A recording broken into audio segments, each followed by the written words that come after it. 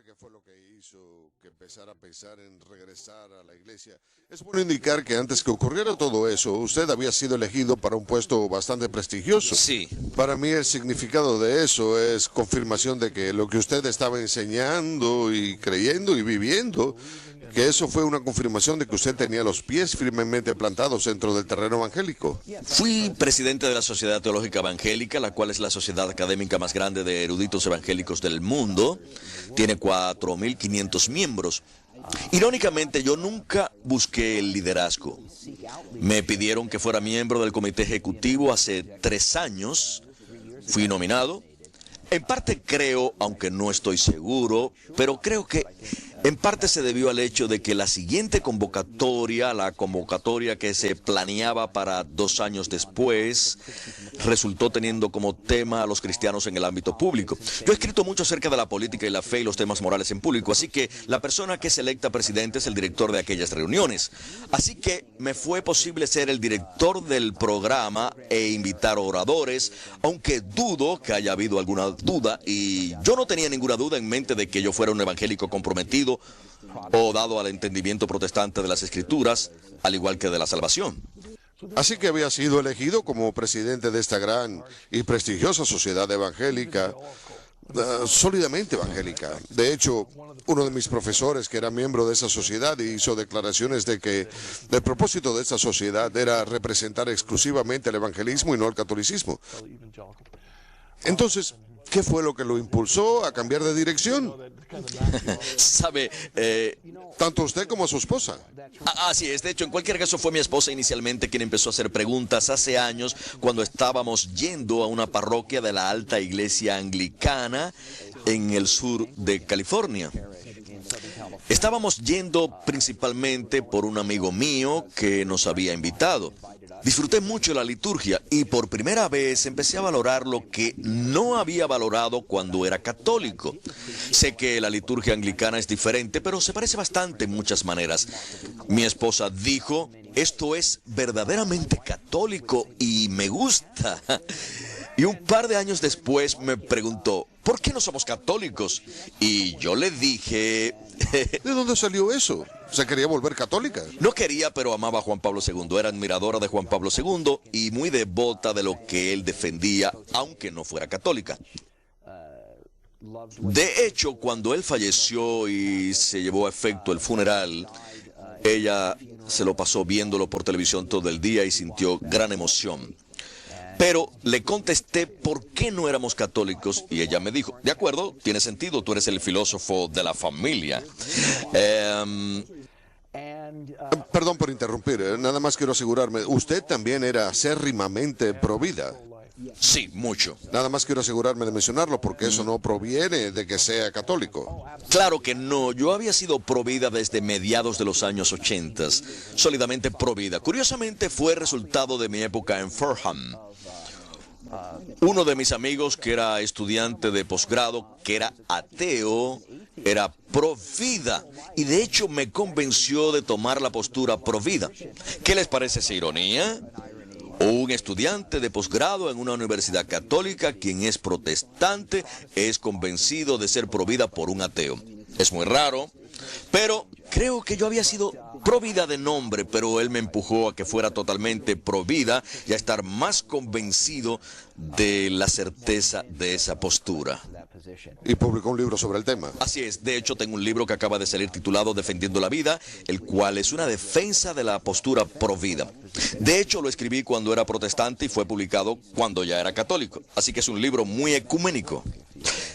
Entonces su esposa era admiradora de Juan Pablo II por muchas razones, probablemente también por su Claro postura que sí. provida, pero también por su firme compromiso con las Escrituras. Todo lo que él escribió esencialmente fue un estudio de las Escrituras. Así es. Sorprendente. Y también simplemente resonaba con autenticidad. Y eso fue lo que le atrajo a mi esposa. Lo que pasó durante los siguientes 2 años Yo no me di cuenta que me estaba volviendo cada vez más y más católico, sino hasta comienzos de este año. De hecho, fui invitado a hablar en una conferencia en la Universidad de Boston sobre la obra de Juan Pablo II sobre la ética aplicada. Yo era el invitado protestante evangélico simbólico y mis amigos Laura y Jorge García son filósofos en la facultad. Como directores de la conferencia me invitaron a participar y a leer un ensayo. Así que leí un ensayo que tenía que ver con los problemas, con el problema de lo que yo llamo protestantismo anticredo. O sea, lo que está mal con un protestante que niega la autoridad de lo que se llaman los credos católicos antiguos. Después de dar mi charla, de hecho mezclé con mis comentarios de Juan Pablo II. Laura hizo una pregunta desde la audiencia. Levantó la mano frente a 400 personas y me preguntó, ¿por qué no eres católico? Y verdaderamente di una respuesta muy tonta. Di una respuesta que en aquel entonces yo pensé que era bastante convincente, porque ella quería que yo explicara cómo yo podía aceptar la autoridad de estos credos y al mismo tiempo rechazar el magisterio cuando respondió durante la Contrarreforma. Era una pregunta muy buena, una pregunta para la cual yo nunca tuve respuesta. Así que le di una respuesta. No voy a aburrir a la audiencia como la respuesta detallada, pero le di una respuesta que yo pensaba era bastante convincente, pero me hizo pensar. ¿Cómo puedo verdaderamente contestar su pregunta de una manera que me permita seguir siendo protestante y a la misma vez muestre gran respeto por estos antiguos credos? Poco después, mi sobrina, que en aquel entonces tenía 8 años, Darby, me llamó a casa y dijo, quiero hablar con el tío Frank. Así que mi esposa me da el auricular y Darby, que tenía 8 años, pero que pensaba como una persona de 30 años, es una niñita muy elocuente, me preguntó, tío Frank, ¿por qué no eres católico? Yo estaba pensando, pon a tu papá, ¿qué estás haciendo? Mi hermano Patrick es un católico muy devoto, así que ella me dijo, no, estábamos rezando, se mencionó el nombre tuyo y de la tía Frankie y me pregunté por qué ustedes no eran católicos. Así que papá me dijo, ¿por qué no llamas a tu tío y le preguntas? Así que empecé a darle razones. Empecé a anunciarle mi gran respeto, tanto por el Papa Benedicto como por Juan Pablo el Grande. Le dije que existían algunas cuestiones teológicas, incluyendo el tema de la autoridad papal, con los cuales yo simplemente no podía estar de acuerdo, pero tenía un gran respeto por la Iglesia Católica y por muchas de sus doctrinas. Me dijo, está bien, pero igual vamos a seguir rezando por ustedes. Así que esa fue otra cosa que me hizo pensar. Después hice de lado estos temas. Escribí un artículo que apareció en la revista Touchstone titulado Escuela Bíblica del Vaticano, lo que Pablo II le puede enseñar a los evangélicos. En aquel entonces me encontraba escribiendo mucho, así que no tenía tiempo para dedicarme a pensar sobre los temas entre católicos y protestantes. Y varios meses después, probablemente a mediados del 2006, por primera vez empecé a investigar algunos de los temas. En especial temas relacionados con la justificación, o sea, el debate entre los protestantes y los católicos sobre el tema de la salvación. Y empecé simplemente a querer ver cómo los católicos responden ante algunos de los argumentos ofrecidos por los reformistas. A menudo cuando uno lee algunos de los primeros documentos como los de Trento o cuando uno los lee desde la perspectiva protestante, en realidad uno no escucha lo que ellos están diciendo. De hecho, para mí, empecé a leer, por ejemplo, evangélicos y católicos juntos. Leí algunos de las críticas de ellos. Leí algunos de los libros escritos por mi amigo Norm Geisler y Russ Mackenzie. Traté de leer la mayor cantidad posible sobre este tema desde todos los ángulos. Y llegué a la conclusión de que muchas de las críticas de la Reforma simplemente no proceden hoy en día. Que, de hecho, es posible que uno, en especial si uno lee el catecismo, la sección acerca de la gracia y la justificación, de hecho yo lo recomiendo a la gente que verdaderamente no entiende la perspectiva católica, que lean esa parte del catecismo. Les va a abrir los ojos. Puede que igual no estén de acuerdo con ella, pero creo que por lo menos lograrán obtener algún beneficio de ahí, que la Iglesia Católica verdaderamente cree que somos salvados por completo por medio de la gracia, que no hay ninguna duda al respecto, si leemos el catecismo y los numerosos documentos citados en el catecismo. Así que empecé a leer eso y aunque estaba convencido que estas críticas verdaderamente no procedían, seguí sin estar convencido de un número de otras cosas. Y tenían que ver con los temas concernientes a las distintas prácticas católicas, la penitencia, la confesión, la Eucaristía, la sucesión apostólica. Para mí esas eran las cuestiones centrales. En aquel entonces sabía que la postura católica acerca de la justificación tenía sentido, aunque yo no estuviera de acuerdo. Estos otros asuntos verdaderamente eran los que me causaban problema. Usted había aprendido acerca del tema de la justificación, pero ahora estaba aprendiendo de forma precisa lo que la Iglesia realmente enseñaba.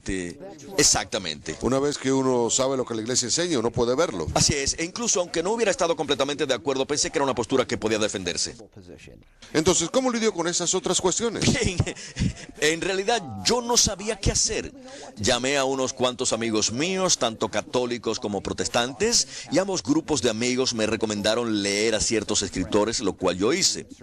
Pero entonces tuve una especie de crisis en Baylor. Me negaron la titularidad del profesorado en la universidad y eso me distrajo durante varios meses. De hecho, terminé ganando una apelación. Así que estuve ocupado en ese aspecto de mi vida tratando de resolver eso y algo de la atención de parte de la prensa que atrajo el tema. Y por supuesto también estaba muy ocupado trabajando en el programa de la Sociedad Teológica Evangélica. Así que lo puse a un lado. No me pareció que fuera algo tan urgente. En parte porque pensaba que iba a haber respuestas protestantes bastante simples al respecto. Así que simplemente no me incomodó. En octubre del 2006 me encontraba dando una charla en la Universidad de Dallas en una conferencia organizada por la Sociedad de Científicos Sociales Católicos y me pidieron que comentara sobre un ensayo escrito por un buen amigo mío, Jay Buszewski, quien de hecho ha aparecido en este programa. Él es converso al catolicismo del protestantismo. Y después de ofrecer mi charla, un número de personas en la audiencia se acercó a mí. Uno de ellos me preguntó, ¿qué tal es ser católico en la Universidad Baylor, la cual es una universidad bautista? No lo sé, no soy católico. El sujeto me dijo, pues con seguridad suena como católico. Le contesté, no lo soy. Así que se alejó algo confundido y otras personas me hicieron preguntas. La mañana siguiente, mi esposa y yo desayunamos con Jay y su esposa Sandy. Y mi esposa Frankie inmediatamente empezó a hacerle preguntas a Jay sobre el catolicismo. En especial acerca de la presencia real en la Eucaristía, porque eso le estaba dando problemas. Ella decía, simplemente no puedo aceptar que el pan y el vino materialmente cambien a cuerpo y sangre de Cristo. Y Jay le dijo, ¿sabes? Esa idea que en la iglesia primitiva se llamó la presencia real, la podemos encontrar ahí. Y de hecho, sin importar cuán lejos nos remontemos en la historia de la iglesia, nunca tenemos esa especie de idea de ordenanza que uno encuentra en las iglesias libres protestantes. Encontramos cierta idea de que Cristo está presente ahí. Fue más adelante durante la Edad Media en donde tenemos la teoría de la transustanciación, la cual es distinta a la creencia en la transustanciación. Jay me ayudó mucho a entenderlo porque muy a menudo escuchamos que la gente dice la transustanciación se empezó a enseñar en el siglo XII o XIII. Técnicamente es cierto como una teoría teológica. Pero en lo que se refiere a la creencia de que el pan y el vino se convierten en el cuerpo y sangre de Cristo, eso se cree desde el principio. Creo que a veces la gente confunde a la creencia con la expresión de la creencia. Por ejemplo, la deidad de Cristo se cree desde el principio, pero es en Calcedonia en donde recién tenemos la declaración en el siglo VI o el siglo V. Más bien fue tanto el quinto como el sexto cuando ocurrieron los debates. Tenemos la declaración de la doctrina de las dos naturalezas y dos voluntades en una sola persona. Así que a veces confundimos las dos. Jay me ayudó mucho al explicármelo, al igual que a mi esposa, pero me dijo, mira Frank, lea a los padres de la iglesia, lea a los padres de la iglesia y verás estas doctrinas.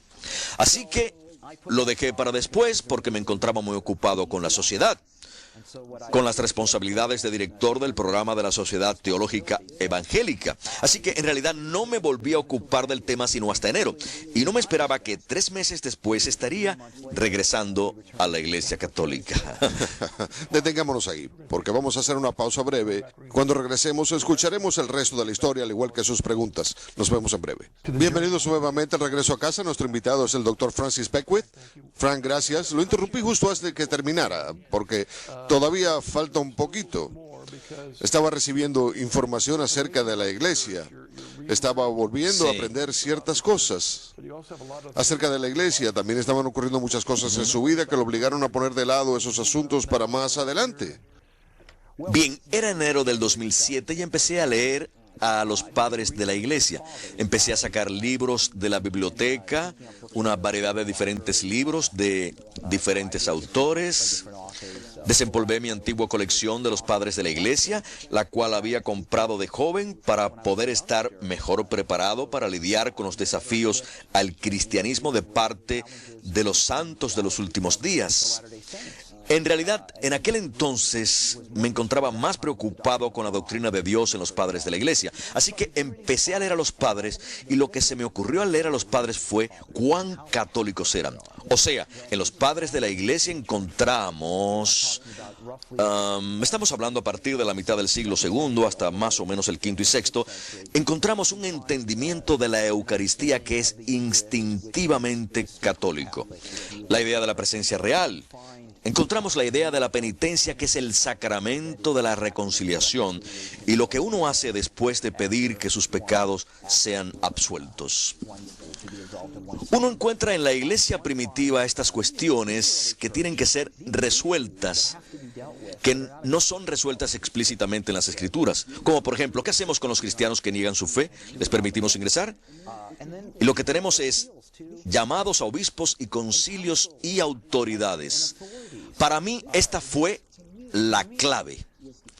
Una vez que llegamos a Nicea, que fue a principios del siglo IV después de Cristo, vemos que teológicamente tenemos en pie, me imagino que también podemos incluir a Calcedonia, en donde tenemos la idea de las dos naturalezas, pero en su gran mayoría tenemos en pie ideas que prácticamente han sido aceptadas por protestantes conservadores y evangélicos, la naturaleza de Dios en Cristo. Para mí la pregunta era la siguiente: ¿encuentras en esta época completamente en pie doctrinas católicas reconocibles?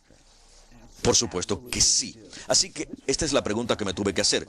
¿Cómo me quedo con lo que me gusta de Nicea y al mismo tiempo rechazo las prácticas que me parece que no son bíblicas?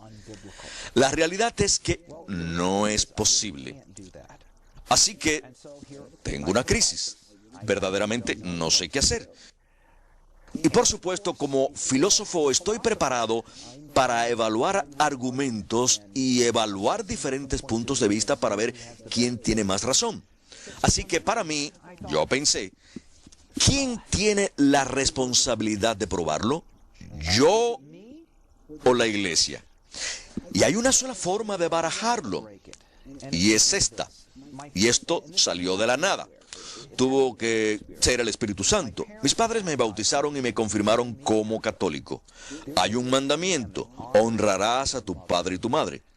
Así que inmediatamente pensé, bien, tengo que honrar a mi padre y a mi madre.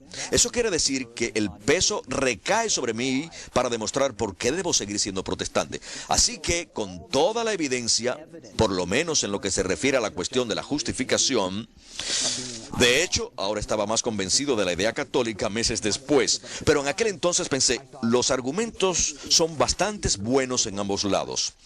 Pensé que el punto de vista católico funcionaba mejor al justificar los datos en las Escrituras, pero sé que al final de todo también se podía defender la perspectiva protestante, pero las demás cuestiones, la práctica de la iglesia primitiva no podía ser justificada, excepto por cierta continuidad de la iglesia primitiva hasta la iglesia católica presente.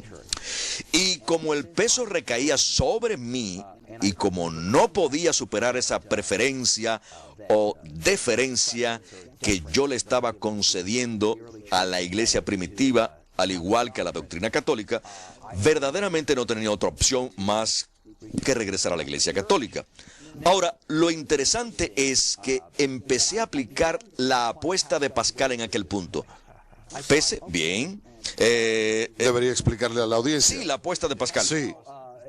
Pascal fue un filósofo francés que tenía una colección de notas tituladas Pensées, que significa pensamientos, hallados después que él falleciera. Los encontraron en uno de sus cajones.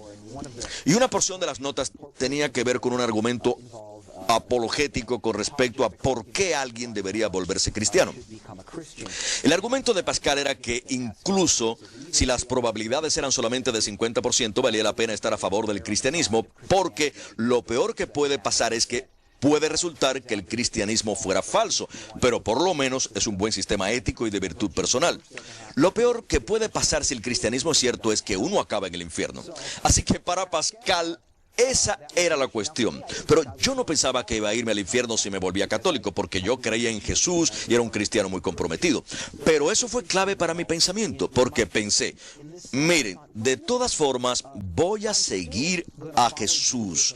De todas formas voy a creer en las Escrituras. Voy a seguir creyendo todo lo que creía antes, excepto que voy a tener la base de la comunión de los santos y la autoridad del magisterio, el cual ha cumplido mejor la tarea de mantener la ortodoxia que cualquier otra denominación cristiana desde la Reforma. Enfrentado a esos hechos, sentí que no tenía otra opción. Mi esposa ya se encontraba ahí. Cuando le conté, me contestó, qué bueno, he querido volverme católica durante años. Y parte de su regreso fue influenciado por la conversación que tuvo con Jay en octubre del año anterior. Así que nos entrevistamos con un sacerdote católico local en la Iglesia Católica San José. Y el padre Timothy nos ayudó a lidiar con ciertos temas. Y por supuesto, el problema más grande era que yo era el presidente de la Sociedad Teológica Evangélica. ¿Cómo lidié con esto? Como probablemente habrán adivinado, recibí consejos contradictorios de parte de varios amigos. Mis amigos evangélicos me dijeron, espera hasta noviembre cuando termines de ser presidente para ingresar formalmente a la iglesia. El comité ejecutivo de la Sociedad Teológica Evangélica probablemente ni siquiera quiere enterarse que te estás yendo en esa dirección. Mis amigos católicos, incluyendo el sacerdote, me dijeron, ¿sabes? Deberías decirles, porque incluso si no ingresas a la iglesia hasta noviembre, lo cual es una buena idea, ¿por qué no quieres tomarlos por sorpresa? La gente puede hablar y puede haber rumores. Y no quieres crear un escándalo dentro de la iglesia o ni siquiera ofender a tus hermanos evangélicos. Así que rezamos al respecto y dijimos, Señor, indícanos el camino adecuado. Así que llegamos al 20 de abril. Era un día viernes por la mañana y nos encontrábamos en Virginia. De hecho, estábamos en Maryland, en el área de Washington, D.C., y estábamos desayunando con mis padres. Estábamos visitando para una boda. Se iba a casar mi prima Jenny y mi teléfono celular sonó. Era mi sobrino Dean, el hijo mayor de mi otro hermano. Dean me dice, tío Fran, te quiero pedir un favor. Le contesté, ¿qué es? Me dijo, ¿serías mi padrino de confirmación? ¿Cuándo es la confirmación? El 13 de mayo. Puede que haya sido el 12. Fue el 13, creo que fue el domingo 13. Faltaba solamente 3 o 4 semanas. Así que colgué el teléfono, me volví a mi esposa y le dije, voy a ingresar a la Iglesia Católica la semana próxima. Prácticamente esto respondió a mi pregunta. Fue una respuesta muy definitiva. Y resulta que Dean, y me siento orgulloso de que me hubiera elegido, me eligió por una carta que le escribí unos meses atrás. Su madre Kim nos había pedido a varios de nosotros que le escribiésemos una carta explicándole la importancia de la confirmación. Y allí estaba yo, un no católico, escribiéndole una carta a mi sobrino de 16 años, explicándole la importancia de la confirmación y contándole cuán importante era ser un cristiano comprometido.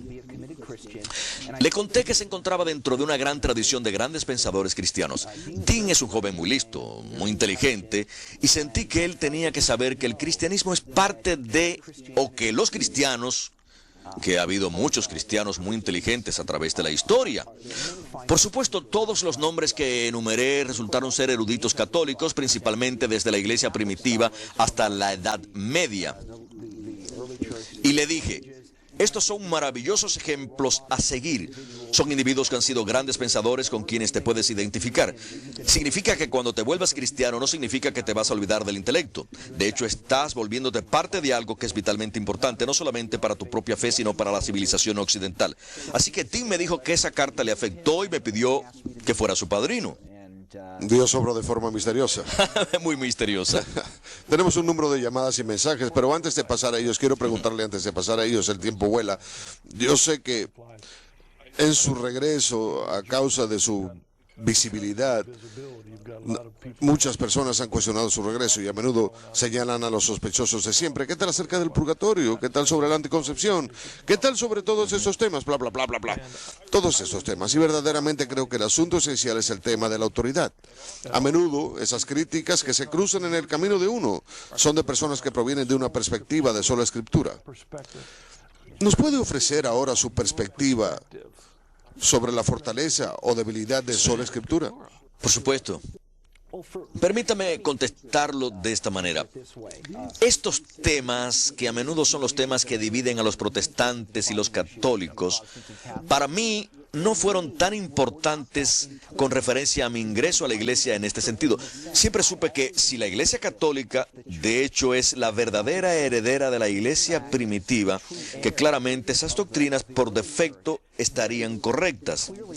Sin embargo, esas doctrinas creo que es mejor defenderlas bajo la luz de toda la gama de la doctrina católica. La manera que me gusta decirlo es la siguiente: la Iglesia Católica es una entidad orgánica. Quiere decir que es más como un cuerpo físico que una máquina. Así que la razón por la cual, por ejemplo, el purgatorio tiene sentido es porque si uno entiende la idea católica de la justificación, uno va a entender la importancia del purgatorio. Es como cuando me preguntan, ¿qué tal acerca del purgatorio? Es casi como si me preguntasen, ofrezca una explicación del propósito del corazón, pero no me hable sobre el resto del cuerpo. Es un poquito injusto porque la doctrina católica del purgatorio, al igual que la idea de la Virgen, una de las cosas que sobresalió para mí es que tenemos una devoción más grande hacia la Virgen después de Calcedonia. ¿Por qué? Calcedonia establece por completo la deidad de Cristo, el último clavo en el ataúd de los arianos. Entonces la iglesia empieza a proteger la deidad de Cristo, elevando el entendimiento de la Madre de Dios. Y eso tiene sentido para mí. Ahora, considerando todo eso, creo que alguien puede mirar esos documentos de forma caritativa y ver, incluso si no están de acuerdo, pueden ver cómo todo encaja.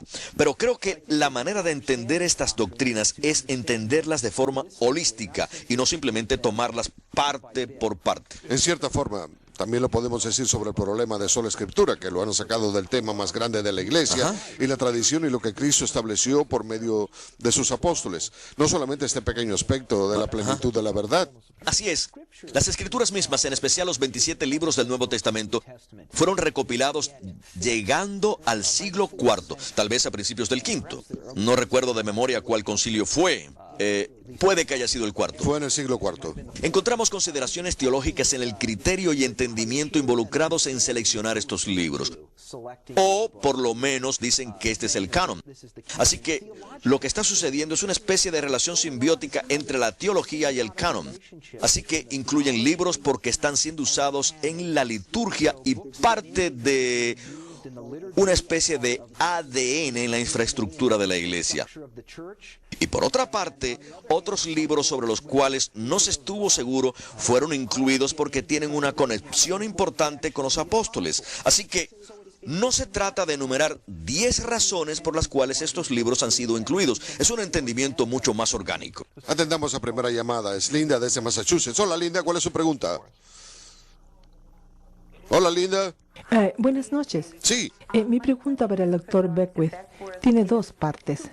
Cuando estaba en la Iglesia Católica, cuando era más joven, creí en la presencia real de Cristo en la Eucaristía y dentro de las iglesias evangélicas le extrañó tomar la comunión y se dio cuenta que no estaba recibiendo la comunión en lugar donde no creían que esto verdaderamente es el cuerpo, sangre, alma y divinidad de Cristo. Muy bien, gracias, Linda.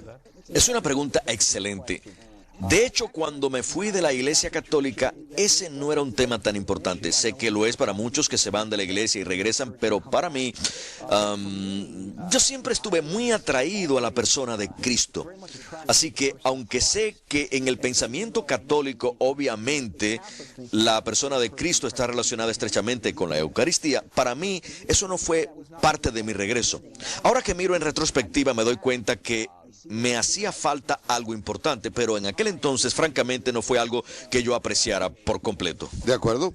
Vamos a ver si podemos leer un correo electrónico. Albert desde Texas. Querido Dr. Beckwith, un amigo protestante me preguntó lo siguiente con respecto al aparente fenómeno de los ministros y teólogos protestantes que ingresan a la Iglesia Católica. ¿Qué efecto tendrá su conversión en su salvación? Si usted ya había sido salvado y había vuelto a nacer dentro de una iglesia protestante, ¿qué más puede ganar al volverse católico romano? Gracias por la pregunta, Rick. Es una pregunta excelente. Creo que gané un par de cosas. Primero, no dejé de ser cristiano. Eso es seguro. No dudo de mi salvación ni nada por el estilo. Pero lo que gano es la sabiduría recibida de la iglesia antigua, transmitida a través de las generaciones hasta el presente. Y esa sabiduría no solamente incluye las doctrinas teológicas que aceptan tanto los protestantes como los católicos, sino que también incluyen toda la gama de prácticas que son importantes para el ejercicio de la virtud en la transformación del alma. Uno de los aspectos de la teología católica que hallo muy atractivo y creo que es consistente con todo el corpus de los pasajes del Nuevo Testamento hasta la soteriología es la noción de la transformación que Cristo pone a través de uno o su gracia que obra en uno para la transformación. Muchos protestantes dirían, oh, estás tratando de llegar al cielo por medio de las obras.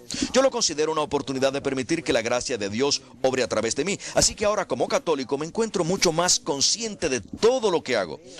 No de una manera opresiva o que sea una carga, sino de una manera que se siente como un alivio.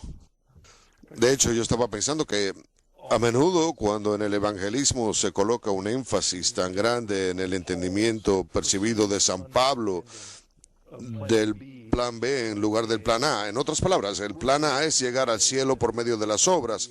No se puede, así que el plan B es depender completamente de Dios. Y la salvación se convierte en una especie de garantía. Pero desde esa perspectiva, a menudo no sabían qué hacer con muchas cosas que dijo Jesús. Así es. Como el sermón de la montaña. Oh, sí. ¿Cómo lidió usted con el sermón de la montaña? Nunca lidié con él. Por algún motivo, nunca se me ocurrió aplicar eso a la soteriología. Mirando en retrospectiva, supongo que si me hubiesen preguntado, yo habría contestado. Él simplemente estaba hablando acerca de la consecuencia de la salvación. O sea, este es el resultado de alguien que ya ha sido salvado. No creo que esa sea una respuesta muy buena porque no creo que verdaderamente explique lo que está diciendo Cristo. Después de todo, si examinamos el juicio final, la división entre las ovejas y las cabras es por lo que hicieron y lo que no hicieron. Esa es la clave. Eso tiene mucho más sentido bajo la luz de la idea católica de la salvación en comparación a la idea protestante. Sí. Tenemos una llamada desde la Florida. Catherine. Hola, Catherine. ¿Cuál es su pregunta? Mi pregunta es para cualquiera de ustedes dos, señores, o para los dos. Me pregunto por qué los católicos no son más amistosos. He estado yendo a la misma parroquia durante 16 años. Soy conversa. Antes era luterana. Extraño la camaradería que tenía en la antigua iglesia. Me parece que la gente llega con prisa a la misa y tienen prisa por irse. ¿Quieren llegar primero al lugar de estacionamiento o qué? Simplemente no tiene sentido para mí.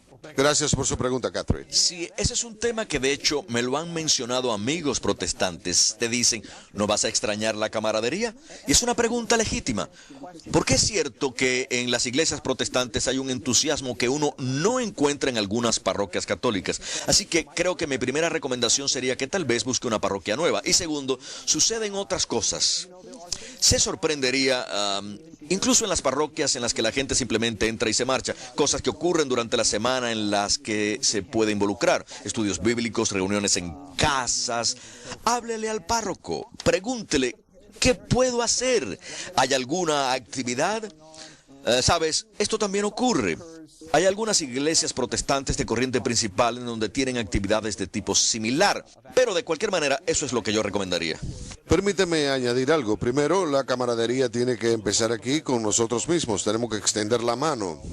Tal vez los demás estén esperándonos. Y creo que el otro problema con las iglesias católicas es que a veces son muy grandes. Tienen 4 misas en domingo, una el sábado por la noche, uno ve gente que no conoce y uno se pregunta, ¿esa persona es nueva? Sí.